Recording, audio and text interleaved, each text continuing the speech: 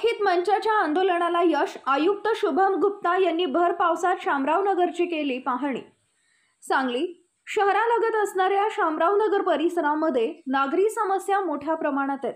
लोकहित मंचाकडून वारंवार आंदोलन करून प्रशासनाला निदर्शनास आणून दिल्यानंतर आज सांगली मिरज आणि कुपवाड शहर महानगरपालिकेचे आयुक्त शुभम गुप्ता यांनी भर पावसात शामरावनगर भागाची पाहणी करून या परिसरात असणारे गटारी मोकळ्या भूखंडावर साचलेलं पाणी याचा निचरा कशा पद्धतीने करता येईल याचं योग्य नियोजन आखून लवकरात लवकर पाणी निचरा करण्यासाठी अधिकाऱ्यांना आदेश दिले।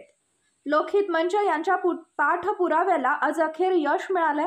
लोकहित मंचाचे अध्यक्ष मनोज भिसे यांच्या समोरच आयुक्तांनी अधिकाऱ्यांना सक्त सूचना दिल्या आहेत। तात्काळ मोकळा भूखंड आहे त्यांच्यावर त्वरित कारवाई करावी असा आदेश दिले। आयुक्तांनी आंदोलनाची दखल घेत पाणी केल्याबद्दल लोकहित मंचांकडून त्यांचे स्वागत करण्यात आलंय।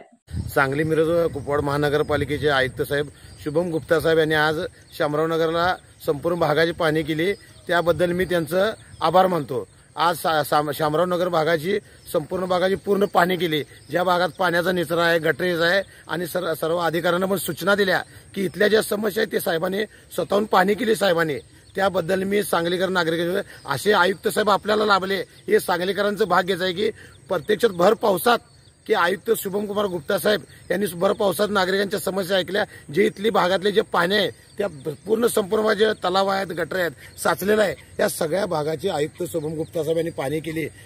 गेल्या महिन्याभरापासून आम्ही लोकहित मंचच्या वतीनं शामरावनगरमधील ज्या समस्या असतील त्याचा आम्ही वारंवार आवाज उठवत होतो। आज प्रत्यक्षात शुभम कुमार गुप्ता साहेब यांनी येऊन इथं पाहणी केली आणि या भागातल्या ज्या समस्या आहेत त्याची सोडवण्यासाठी त्यांनी तात्काळ आज या समस्या सगळ्या त्या सोडवतो म्हणून आम्हाला लोकहित मंचला आश्वासन दिलेलं आहे। आणि पण आम्ही पण आवाहन करतो की सांगली मिरज कुपवाड महानगरपालिका क्षेत्रात ज्या ज्या नागरिकांच्या समस्या असतील त्या लोकहित मंचला संपर्क साधावा असं आम्ही जाहीर आवाहन करतोय।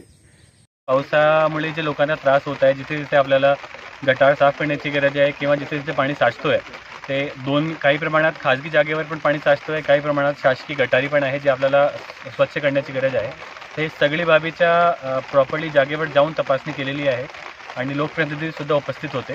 तर त्याप्रमाणे सगळ्याची समस्या समजून संबंधित विभागांना त्याची सूचना देण्यात आली आहे। मला वाटतं की पुढचे 4 ते 5 दिवसात ही सर्व कामगिरी आपण पूर्ण करून घेऊ आणि जास्तीत जास्त प्रमाणात महानगरपालिकेच्या वतीने लोकांना त्रास कमीत कमी व्हायला पाहिजे आणि अजिबात व्हायलाच नको त्या प्रकारे आपण कारवाई करण्याचा प्रयत्न करतो।